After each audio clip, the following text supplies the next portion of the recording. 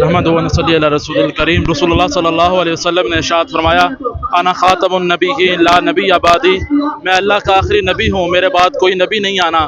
ختم نبوت کے صدقے یہ ہر مسلمان کا ہمارا فرض ہے کہ اس ختم نبوت کے لیے اپنی مال کا قربانی دینی پڑے، مال کی قربانی دے دیں، جان کی قربانی دینے پڑے جان کی قربانی دے دیں، اولاد کی قربانی دینے پڑے اولاد کی قربانی دے دیں، کیونکہ ہمارا ایمان اور یقین ہے کہ رسول اللہ صلی اللہ علیہ وسلم اللہ کے آخری نبی اور آخری رسول ہیں۔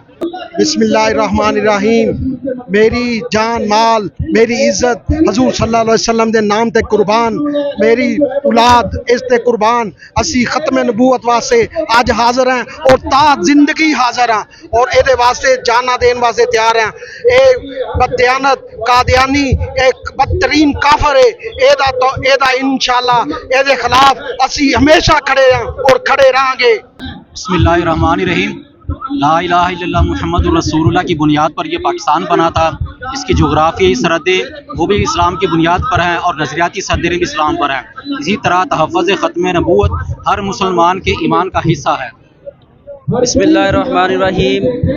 اج دی علی گڑھ جٹھا دی عوام نے ختم نبوت واسطے نکل کے اپنے غیرت ایمانی دا ثبوت دیتا ہے اور اس گل دا اظہار ہے اج دی ریلی چ کہ انشاءاللہ نبی دی ختم نبوت دے پیرا آخری ساں تک جاری رہے گا۔